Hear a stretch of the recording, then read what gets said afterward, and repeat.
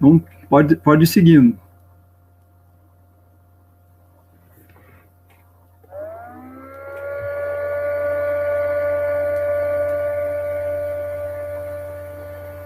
Passar rapidamente aí pela formação, né?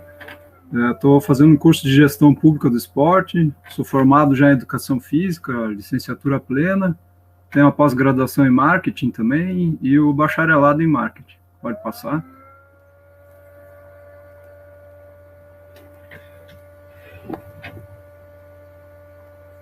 Um pouco da atuação profissional, sou técnico do Curitibano, na iniciação e na equipe. Também faço personal nas águas abertas, natação, e faço condicionamento também para quem quer melhorar o seu rendimento no surf. Aqui uma breve contextualização aí dos cursos que eu fiz, né? Vou destacar aquele primeiro, que é o FINA Swing and Play Ball, que é um curso que a FINA padronizou, né? Foi uma autora da Hungria que fez um book muito interessante, né? Inclusive ela vende o livro dela para a iniciação. Pode passar, Guilherme. Bom, falar aqui um pouco de como eu entrei no polo, acho que tudo vai se conectando, né? Eu comecei a natação ali nos anos 80, por causa que eu tinha uma asma, então participei de vários campeonatos, teve uma formação sólida, né, com uma base bem firme aí para eu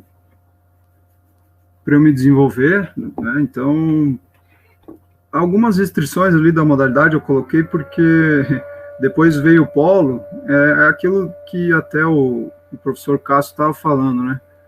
A gente é muito cobrado, né? A natação é um esporte de altíssimo rendimento, e então tem algumas restrições, sim, ao meu ver, né? Pela prática de atleta aí que eu tenho. Competição todo fim de semana, horários, enfim, às vezes é um ambiente, né, que você fica um esporte mais solitário. Claro que tem todos os seus benefícios, né? Tanto é que eu nado todo dia ainda. Então pode passar, Guilherme.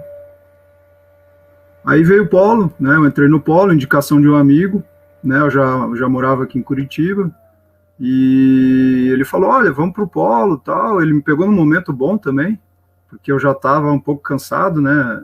De tanta competição e viagem, etc. Então, eu participei aí no meu auge, tive 2 passagens pela seleção, uma em São Paulo, outra no Rio, e também participei de 2 Taças Brasil pelo Botafogo. O benefício do polo, para mim, foi visível, né, na ampliação do repertório aquático. Também serve de base para muitas outras modalidades, né, não só as aquáticas, né, até o professor Emerson estava falando ali que ele pega habilidades do basquete, né, ele adapta o exercício do basquete para o polo. Eu acho que o polo serve de base para muitas outras modalidades também, quando bem, né, planejado, quando bem organizado, respeitando aí as individualidades que a gente vai ver ao longo da apresentação. E até hoje, né, eu continuo atuando aí, tem toda a experiência profissional e pessoal também, né? Pode passar.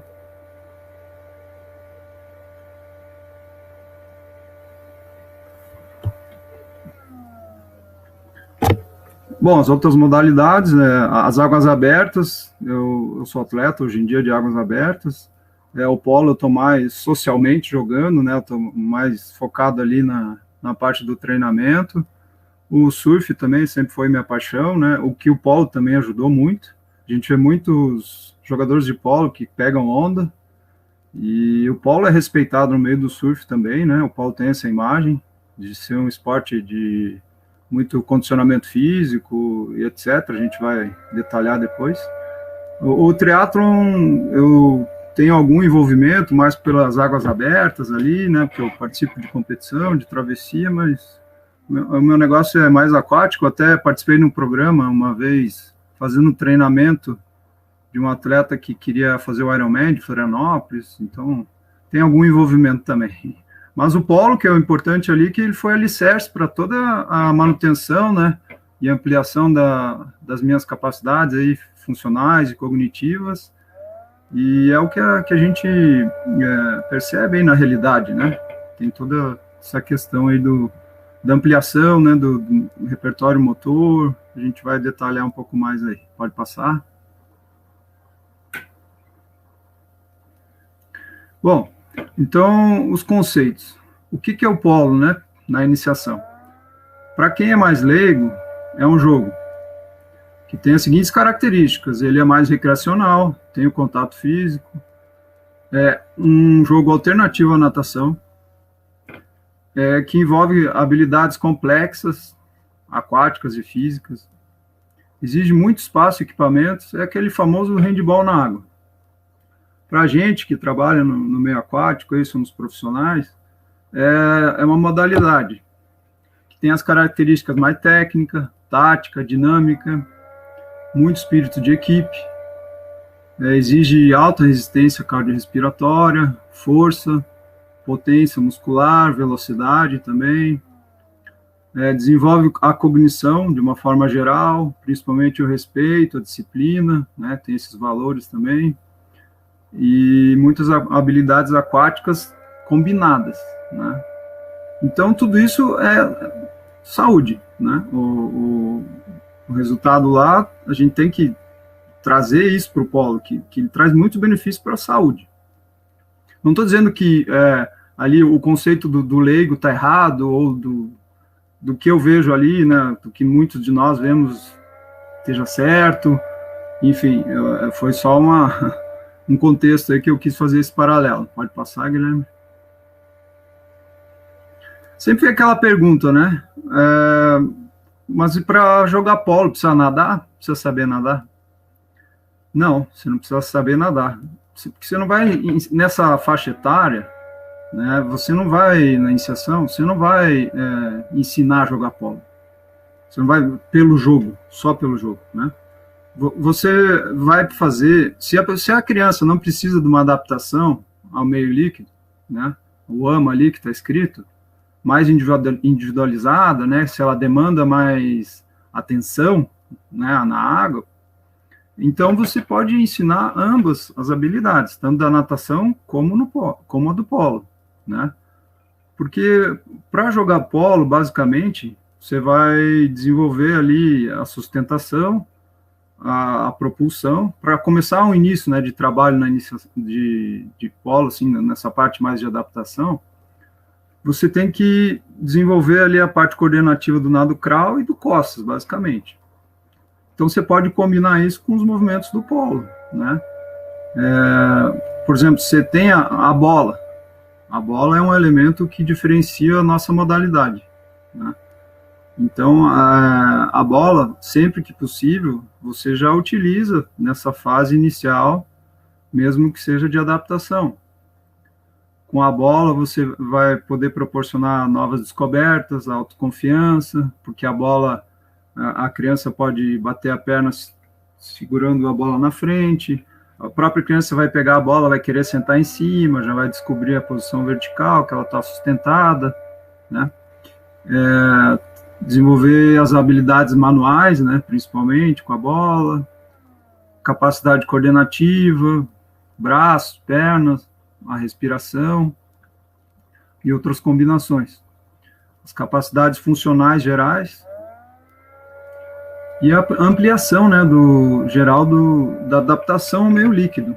Fugir um pouco daquilo da formalidade, dos 4 estilos, ter todas aquelas estágios, todas aquelas etapas.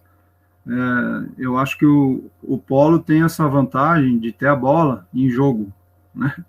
Então, a gente pode trabalhar muito com a bola, sempre. Trabalhar com a bola pode ser bola adaptada, pode ser bola menor, bola maior, depende da maturidade da criança e do contexto todo ali, né, do histórico dela, enfim. Então, tem que fazer essa contextualização, né, da condição físico-motora para iniciação a longo prazo, né? A gente está falando aqui de esporte a longo prazo, como o Cássio bem comentou na palestra anterior dele, a gente tem que pensar que tem uma criança ali, né? Não é nem um ser humano, claro que é um ser humano, mas é um ser humano em fase inicial da vida. Então, você tem uma criança numa piscina funda, às vezes, né? Então, você tem que ter todo esse cuidado, todo esse contexto também para adaptar os estímulos ali que você vai fazer, né? Pode passar, Guilherme? Bom, então já falei um pouco dos estímulos aí que a gente vai ver agora. Você acertando os estímulos, você tem muito mais chance, a probabilidade aumenta bem mais de manter o engajamento aquático, né? O que eu quero dizer com engajamento aquático? Você proporcionar, pelo polo, uma experiência positiva para a criança nessa idade, né?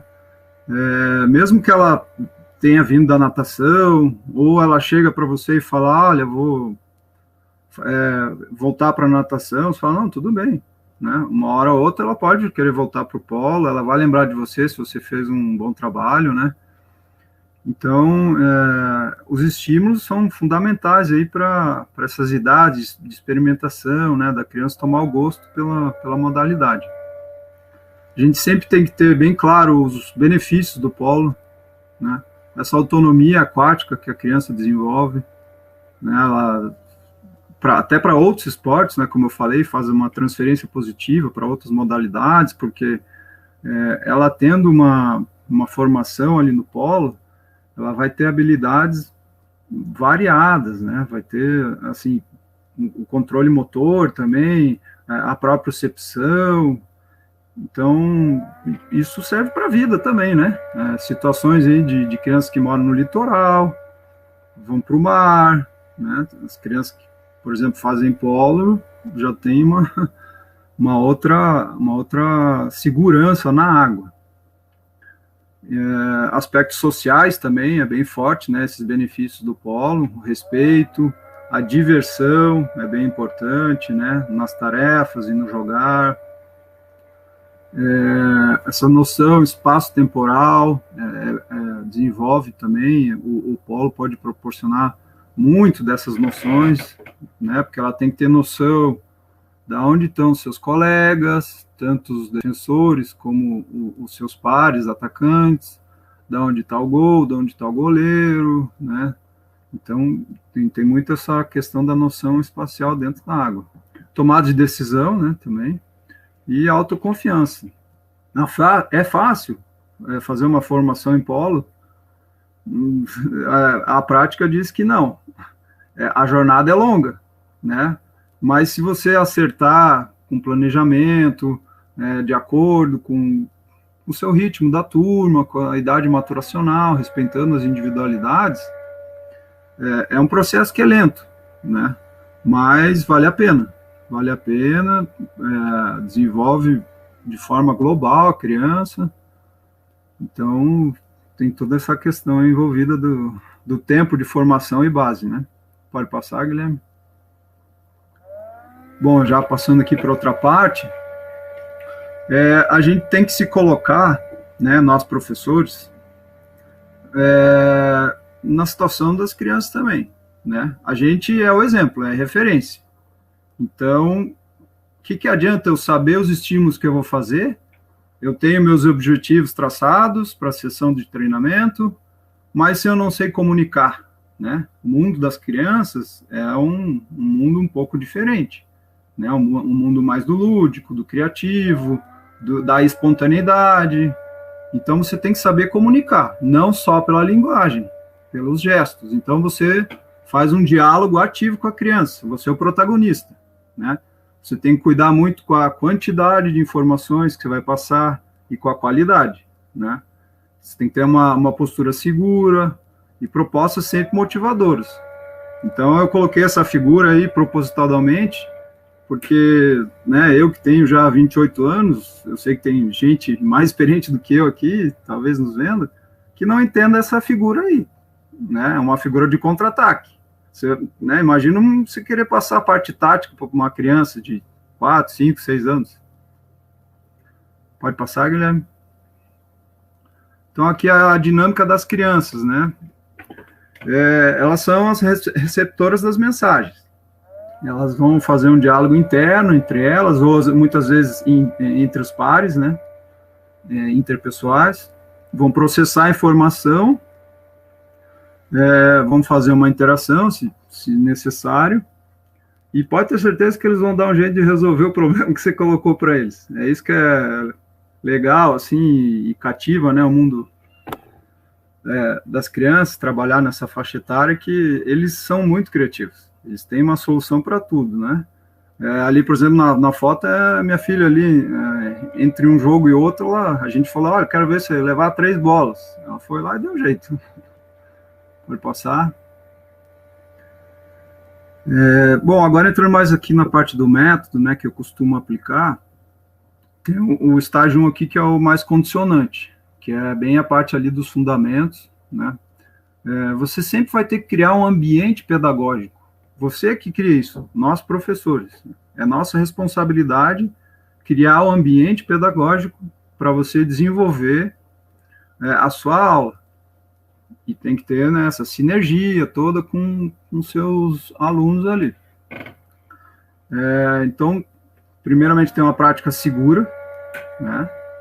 Porque nessa idade machucou, o polo até tem mais chance de machucar, é um esporte de contato, né? Tem a bola envolvida, toda a questão ali de fazer uma pernada perto da escada da piscina, de uma raia, etc. E divertida também. Você tem que sempre pensar, né, em fazer tarefas divertidas, né, propor exercícios que tenha um engajamento, né, de acordo com a idade. Deixar livre também para decisões criativas, né. Livre, eu digo, você cria um ambiente, tem um objetivo, mas você pode também não ficar centrado ali só na parte técnica, por exemplo. Vai criando situações problema para a criança ter essa liberdade, né? Tanto individual quanto coletivo. Sempre propor também o trabalho em equipe, né? Que são essa resolução de situações problemas que eu falei. E claro que desafios também toda criança gosta. Desafios também palpáveis para a idade, né, maturacional da criança, de acordo com o contexto, coisas que eu já falei. Desafios coletivos também. Bom, aqui tem uma observação da maturidade. Sempre tem que também ter em mente que você pode ter alunos canhotos, né? Os canhotos, então, você tem que mostrar a habilidade que você quer passar, né, de uma forma um pouco diferente.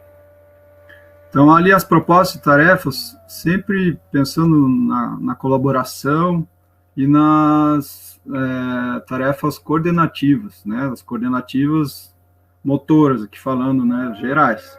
Então, esse estágio 1 é condicionante. Primeiro você apresenta, né, a habilidade que você quer passar, você fala o nome da habilidade, aí você tem que ter uma criatividade, uma percepção de ter uma linguagem que a criança vá gravar mais facilmente. Agora vamos fazer a pernada aranha, ou vamos segurar a bola aqui na bandeja do garçom. Então, tudo isso vai fazendo diferença no aprendizado, é um processo, né? Então, você apresenta, fala o nome da habilidade, vamos fazer a pernada, o porquê, né? Por que ela precisa aprender aquilo e também para que serve, né? Para que serve, já contextualizando, daí sim o jogo, né? Depois você vai explicar, o segundo passo é explicar, demonstrando, né, com gestos, principalmente com a bola, né, se precisar da bola. Daí, quando tem um canhoto, você também pode inverter o sentido, né, da habilidade, se necessário. Depois você vai praticar, né? Você vai, na prática, muito importante é você observar os erros. Vai observar os erros, vai ficar atento aos erros. Porque depois você vai ter que corrigir. Corrige um erro de cada vez, aqueles erros que estão muito fora ali dos fundamentos, porque você vai dar o primeiro feedback, né?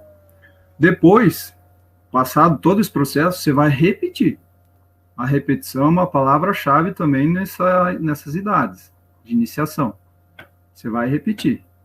E pode ter certeza de uma coisa: você vai corrigir, você vai repetir, e a criança vai estar olhando para você. Né? A gente adulto já, às vezes, é muito no automático nas coisas, mas o que eu quero dizer com isso? Que depois que você passou a informação da correção e praticou, ela vai querer saber se ela estava fazendo certo. Ela vai te chamar, até se você estiver desatento, falar, professor, viu? Melhorou, estou fazendo certo. Então, esses os 4 passos aí da sequência pedagógica, né, que eu costumo utilizar. Pode passar, Guilherme? Ainda nesse estágio, né, condicionante, você vai apresentar os movimentos simples isolados, né, a pernada de peito, crawl, a pernada do polo. Você pode se utilizar da borda, né, até o professor Emerson utilizou os espaguetes. A borda é bem estática, é bem bom para as idades iniciais ali. O deslocamento com e sem a bola, vai mudar os decúbitos, os planos, as direções. A posição vertical e as suas transições, né, para horizontal, frente, costas. O crawl polo, com e sem a bola. Sempre que necessário, você coloca a bola, né, para sustentação, para manipulação, desenvolvimento da manipulação. E também, sempre que necessário, é interessante você ter um aluno que ele já está um pouco mais avançado, porque ele pode demonstrar para os demais, você pode usar ele como exemplo, né? Então, isso serve também para auxílio no processo de ensino. E planejar aí 2 ou 3 fundamentos por aula, de duração curta, mas frequente, e as repetições com alguma variação também, né? Aí segue a mesma sequência pedagógica ali. Apresenta, explica, você demonstra, depois pratica, dá o primeiro feedback, pratica de novo e dá o segundo feedback, depois, né, das correções. Pode passar, Guilherme. Estágio 2 aqui, que é também, né, volta a dizer, você que cria o ambiente pedagógico e a sinergia para que tenha aquela prática saudável, prazerosa, divertida. Então, você vai estimular mais aqui a propriocepção, né? Você vai pedir para ele prestar mais atenção no que você está querendo passar, né? Eu digo, você, professor, como se fosse o juiz, né? Alguns princípios já de defesa e ataque, ter mais contato um no outro, as noções espaço-temporais, né? As zonas de ataque, de defesa, algumas delimitações do campo, as traves e outras delimitações ali do campo, enfim, visuais ali que ela tem. Outros implementos, né, como as raias, as toucas, você pode usar também como uma atividade, por exemplo, que eu uso com a touca, o aluno tentar colocar a touca na bola. Né, eu peço para ele segurar a touca, uma de cada lado, uma cordinha em cada mão, aí você já vê se ele está fazendo a pernada certa, né? Claro que você não vai colocar uma bola grande, né? Tudo tem que ser adaptado ali, mas você pode usar a touca, por exemplo, que é, né, um elemento do jogo também, do polo. O rebatedor ali que o Emerson falou é muito funcional, ele propicia muitas variações, né? Você não precisa ter muitos outros alunos fazendo a aula, o rebatedor é bem interessante. E lá no clube também tem uma cestinha flutuante, que é uma cestinha de basquete. Né? Ela tem uma circunferência que tem raias, né? Pedaço da raia apoiando, que é uma cestinha flutuante. Essa eu uso bastante também. E aqui, né, nesse estágio, as propostas de tarefas sempre interativas, né, com base já nas habilidades mais específicas, né, de acordo com o objetivo aí da sua aula. E, de novo, apresenta, explica, demonstra, pratica e corrige. Pode passar, Guilherme.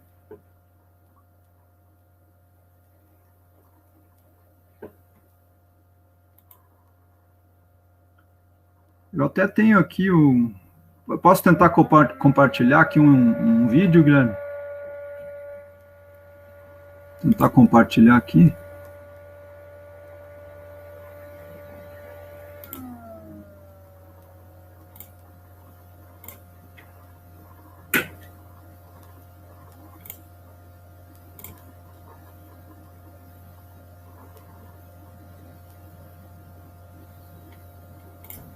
Ô, Gabriel, até por causa do tempo eu acho melhor não.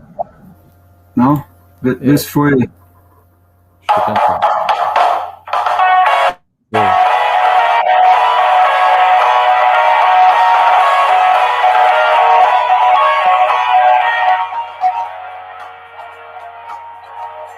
Então esse é o vídeo desse curso da FINA, que é bem interessante, está na plataforma da FINA, ele é em inglês, mas ele tem imagem subaquática, imagem no plano horizontal e imagem também aérea.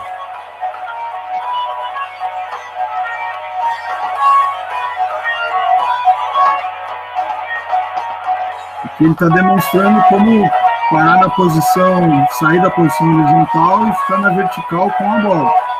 Depois dá continuidade.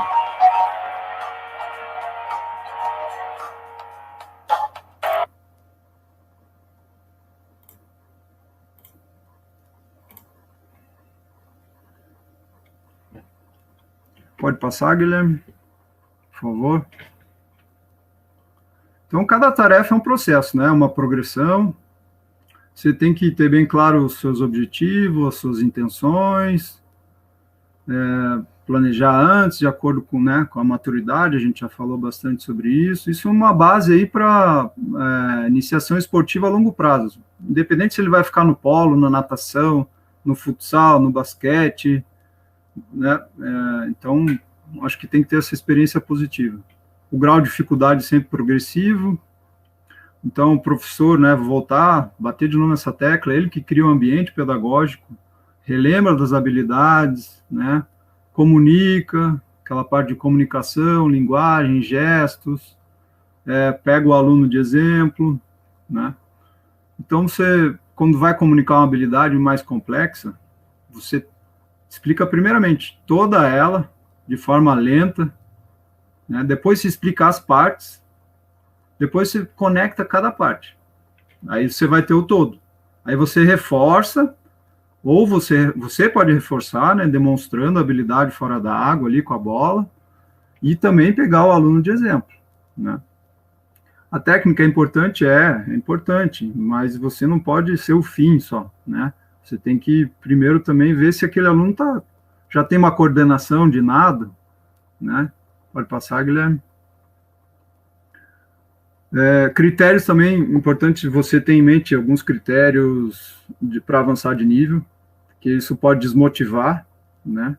Tanto para mais quanto para menos, né? O aluno que está muito avançado, ou o aluno que está pouco avançado, vai ficar intimidado em cair na água com os mais avançados. Pensar em direcionar, alguns talentos que possam vir a surgir. Então, alguns critérios básicos é se ele automatiza já o movimento, ele tem uma boa estabilidade, um equilíbrio, se já está com os fundamentos ali que você queira passar, que você queira ensinar, já mais consolidado, né? Você pode trabalhar os mini-jogos, os jogos adaptados, os jogos cooperativos, e também seguir os princípios do treinamento, né? Sempre. A carga, o polo cansa bastante. Se você forçar, passar um pouco do limite ali na carga, a criança vai sentir, vai falar para os pais, enfim, né? É uma bola de neve. Pode passar, Guilherme. E você também tem que estar atento se você está fazendo um bom trabalho, né? Tem alguns retornos que você pode ter, né? Tanto do aluno, né, quanto da família, a frequência que ele vai, se ele está alegre jogando, se ele está feliz ali no ambiente do polo, se ele indica para os amigos e familiares, A própria instituição que você trabalha vai te dar algum retorno também, né? Vai te dar mais material, vai te dar mais espaço, vai dar divulgação. E se ele não desvaloriza o polo em paralelo a outras atividades, né? É o que eu estava falando, ele pode até ir para outra modalidade, mas vai ter sempre o polo em mente também. E o professor é sua grande referência. E isso faz parte de entrar na água também, né? Essa interação com eles na água é muito interessante, né? Você cria outro vínculo com eles, porque você é referência. Pode passar, Guilherme, estamos terminando. Aqui uns folders que eu separei para mostrar, né? Uma forma de divulgar, pode passar. Tem o método do Rudá Franco, né? E a Paula Coelho, que moram lá em São Paulo, que eles fazem o caminho inverso. Eles ensinam a nadar pelo polo, né? Então, eles ensinam várias habilidades ali, eles aprendem jogando, aprendem a nadar jogando, né? Já tem 3 locais lá em São Paulo, e sempre vem aquela pergunta, mas a partir de quantos anos, né, que eu posso colocar? Eles têm alunos já de 3 anos. 3 anos de idade, estão lá com a touquinha, já pegam a bola. Então, é um método que vai vir com tudo aí, eles estão na parte mais burocrática ali de regulamentar o método, né? Eles são bem organizados, a Paula faz um trabalho excepcional, ela tem bastante experiência com criança, e eu acho que o polo carece disso, né? O Brasil, assim, de uma forma geral, tem um padrão mais de ensino. Pode passar, Guilherme?